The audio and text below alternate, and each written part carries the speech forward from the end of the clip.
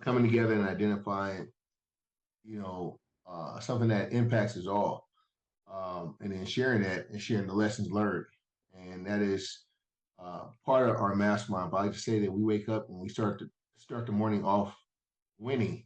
Waking up, gratitude. First thing I like to say is it's a blessing to be alive. It's a blessing to be able to trade. Waking up in this state and the mindset call for the day. I wanted to share one of the things is about.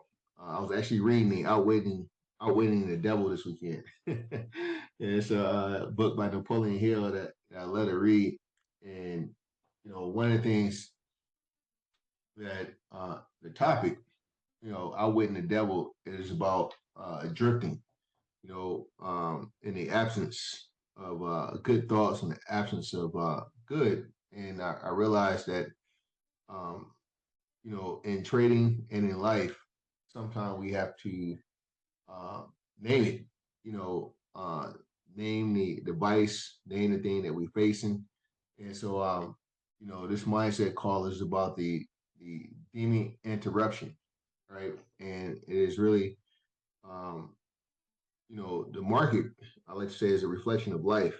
And, when you trade, it becomes a lifestyle.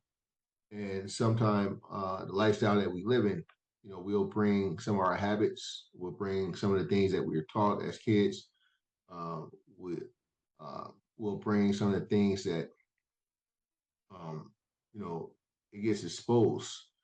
And a lot of times the market is a mirror and it shows us, ourselves. And one of the things that I've always said is that having kids will show you the best qualities and the worst qualities that you have about yourself. Right. And kids are great. It's a great blessing, a blessing to help people grow. And I also think the market is there to help us grow. And that's part of the mindset. And some of the growth is actually facing um, some of the things that we struggle with. And so, this demon interruption, is a positive mindset, but also, a revelation, right? And one of the revelations is that, some of the losses that we face and have is, is inherited. And it is not the issue. It is, the a lot of the behaviors that we've observed and we've adapted. Just for example, my wife is terrified of spiders, and I look at my kid, my youngest one, Jade, and now she's terrified of spiders. She's terrified of snakes and spiders. Everything that her mom is terrified of, she adopted it, and assumed it. And sometime in trading, it's not that um, we've adopted some of the relationships we've seen our parents have with money, right? And it becomes money behaviors. I was I use my family as an example because really sometimes it's just the truth of what you are seeing, it's not a bad thing, but you have to be aware. My daughter was on Temu last night trying to saying that if she spends a certain amount of money, she'll win a reward. And I told her that that's marketing. They want you to compete and buy as much as you can, right? And that's just marketing. And something I had to explain it to my wife earlier. Like, man, you get consumed with a lot of the specials, and it just becomes your kid assumes that behavior. So part of the mindset is that we also our good habits will also be shown. The work habits that we have, the desire for investment. That is, showing our dedication and our work ethic. That's also assumed, and that becomes legacy, right? It becomes more than self help. My kid watching me read a book, or I like to read hard books on top of listening to the audible, And that is also, giving an example because she asked me like, hey, why, why do you read a book when you can listen to it, et cetera? And, I was explaining that, you retain more information. For me personally, I like to actually have a book sometime. Um, and, it's lazy. So, part of this mindset, children do not learn what you say, they learn from what you repeat. And they're studying you long before they can explain what they are studying. What your face does when they count as red, what a trader does when they are afraid, whether it's a mistake or information, or even if, feeling unworthy, right? And so, part of this is that, when you have an example, when someone is watching, you're not raising children, you are writing the operational system that they're ran over for decades. And most of the codes get written when you think no one is watching. So the fact that everybody here is just trading, investing, right? That's also being written. There's some good things that they're seeing, right? The part that you're on a call and trying to better yourself, not just scrolling through Instagram. The things that they see, it becomes part of their operational system as well. And so, a lot of times they will not learn uh, where they learned it. They will simply feel like who they are, right? And that is right. When we talk about angels and demons, a lot of times it's a negative connotation, but um, the same way that your mom or your dad's, temper, right, can become your personality, right, or your irritable traits that you pick up. It could be picked up from your observation, right, and just being aware of it is, impacting change, right? Because once you're aware, you are operating knowing that you are under observation, right? If you have kids, right? And even if you don't have kids, is, imagine being watched, right? And so the things that we're doing, good and bad, the habits that we have, um, I like to say even the eating habits is something that I recognize that I picked up from childhood, right? Whether what foods you like, what foods you eat, what foods you ignore, right? Um, they become later on they become a you know demons that they get adopted, right? And the trades that we do in the market, they don't actually adopt that trade, but they adopt that habit, right? And also how you handle the wins and losses. They will also inherit that default response to pressure, right? And so actually changing your default, right, and being aware of it, that is something that a lot of people go through life um, never recognize it. One of the things that um, the ability to push and uh, move forward.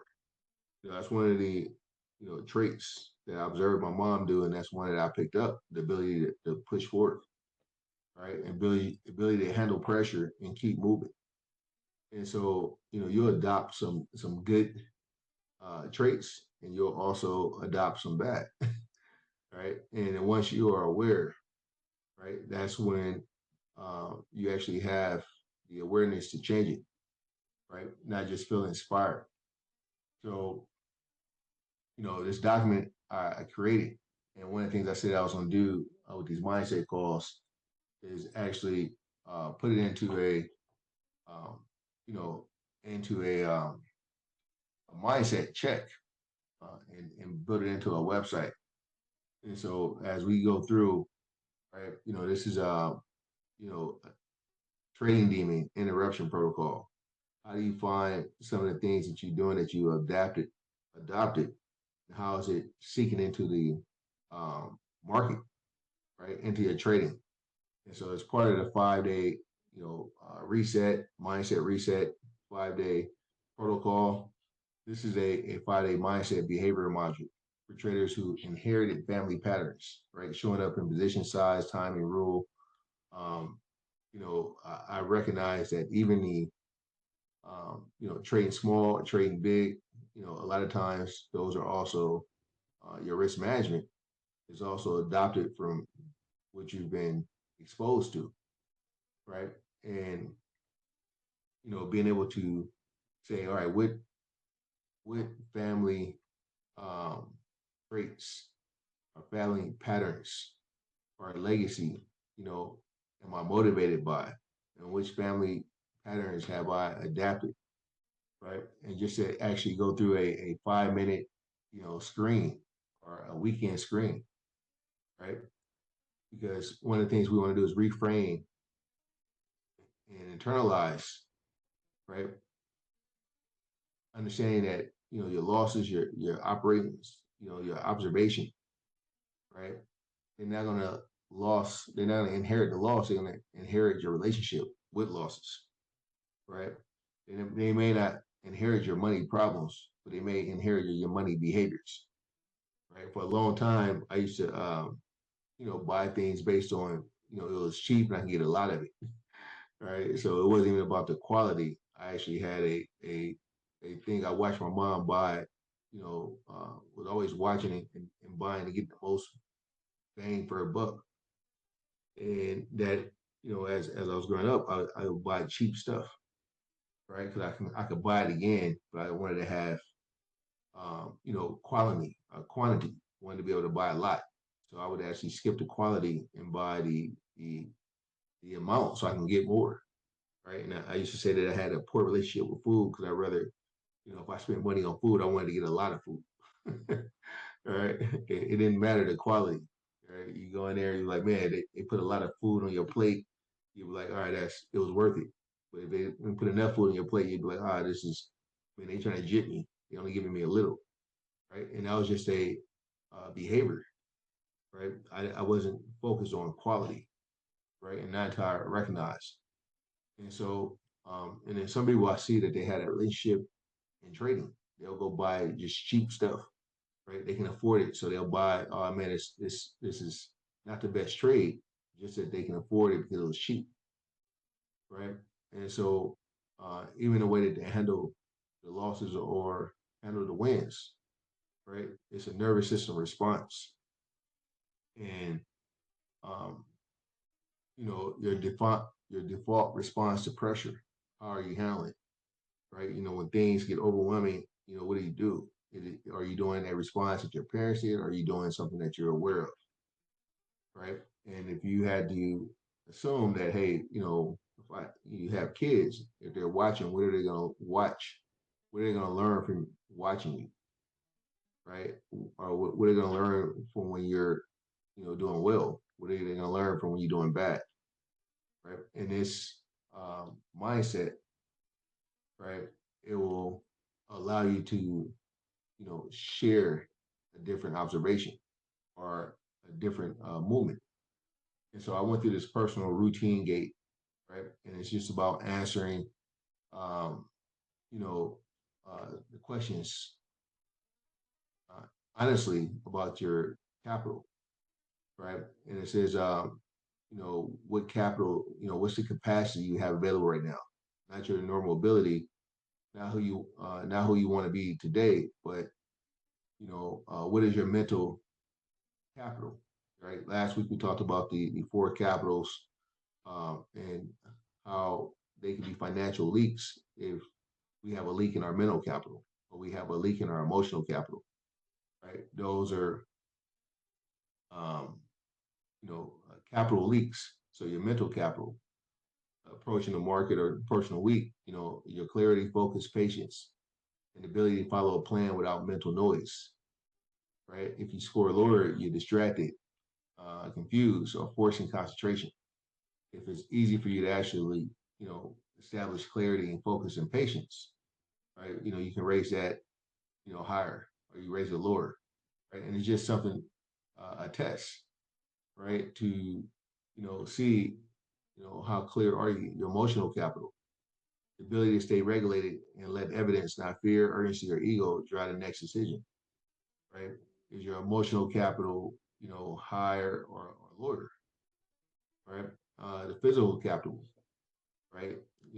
The your physical body, right? Do you have, Do you get enough sleep? Is your energy, your health, right? Your nervous system capacity, is it available for you to support discipline execution, right? You score lower when you're exhausted, in pain, overstimulated, sick, or relying on stimulants, right? Do you need to have coffee when you first thing when you wake up, right? Do you need to have a stimulator, or do you need a boost of energy, right? You just asking those questions to identify, and then also recognize like which one of these could be a demon or could be something you have to address. And maybe you're scoring 10 on all four, areas, right? The purpose of the mindset is to, self-improve, right?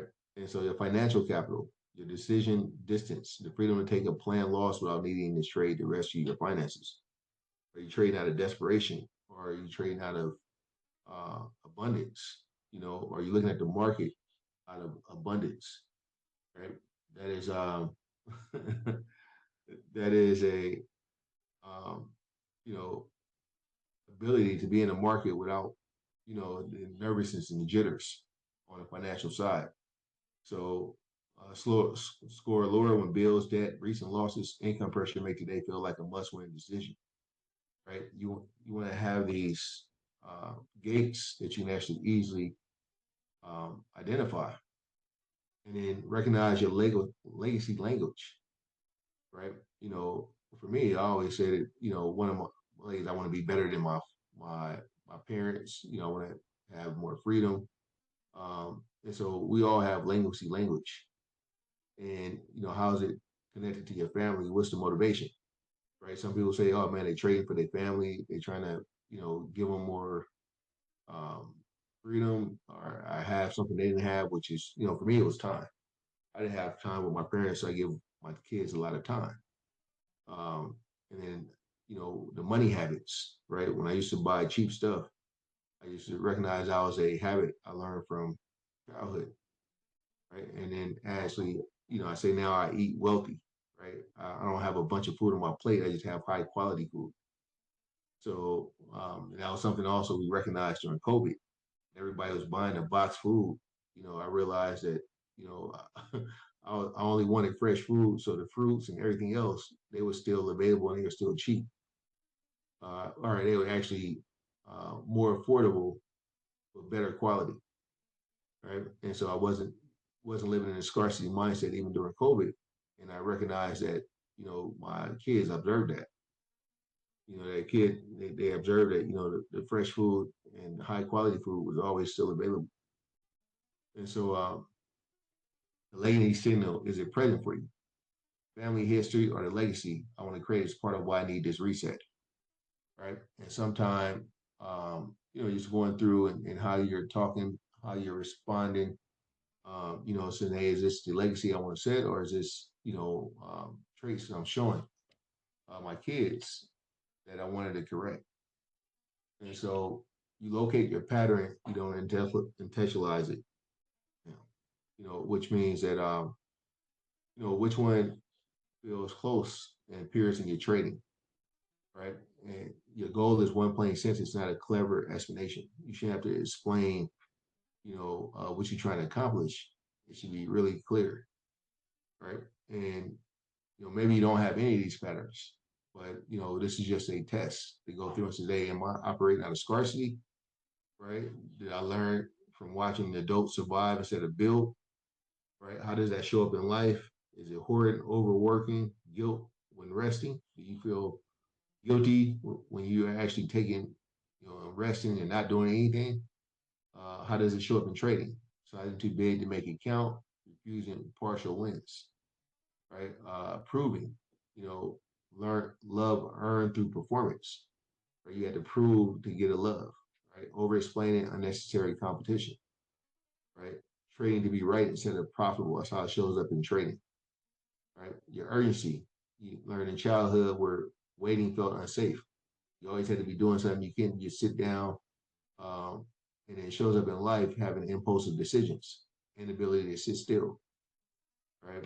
And I actually recognize that, I might have installed this in my oldest daughter, always had her doing something or trying to get better, right? And then now it shows up, she has an inability to sit in the house and sit still, right? And in trading, it shows up in chasing entries. Every candle feels like an emergency, right? When you hear people say, "Oh man, the market is dropping," it's like, man, it's just one candle, right? And so the urgency is sometimes learned, right? And I just using examples to kind of dig into it, right? The shame, right? Punish for mistakes instead of taught, right? Every time you made a mistake, right? You're punished for it. And it shows up in life. You start hiding problems until they become emergencies, right? You never address the issue because you feel embarrassed about it.